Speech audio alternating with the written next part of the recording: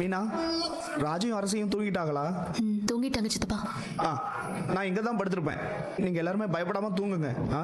நாளைக்கு பொழுது நமக்கு நல்லதா வெடியும். கொடுத்து கோட்டு கூட்டு போங்க. ஓகே?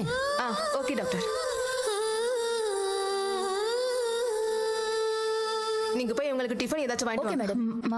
எனக்கு சாப்பாடுலாம் வேண்டாம். ஏ ஹாஸ்பிட்டல்ல இருக்கலாம்னு முடிவு பண்ணிட்டீங்களா? இல்ல, என் புருஷன் பிள்ளைங்களெல்லாம் பார்க்காம எனக்கு சாப்பாடு தொண்டையில இறங்காது. எல்லாரையும் பார்க்கலாமா? நீங்க போய் டிஃபன் வாங்கிட்டு வாங்க போங்க.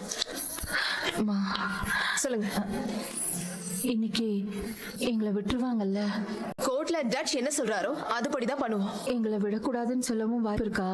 அதை பத்திலாம் நான் எதுவும் சொல்ல முடியாதுமா. மேடம், நாங்க எதுவுமே செய்யல மேடம். கட்டிட்டு வந்து பிள்ளைய கொடுமைப்படுத்துற அளவுக்கு நாங்க மோசமானவங்க இல்ல. இதெல்லாம் ஏற்கனவே என்கிட்ட சொல்லிட்டீங்கம்மா. இதெல்லாம் ஜட்ஜு கேட்டா சொல்லுங்க, சரியா? ஏமா, என் பசங்களை எதுவும் பண்ணல, அடிக்கலாம் செய்யல. அதெல்லாம் எதுவுமே செய்யலமா. மேடம் கொடுங்க.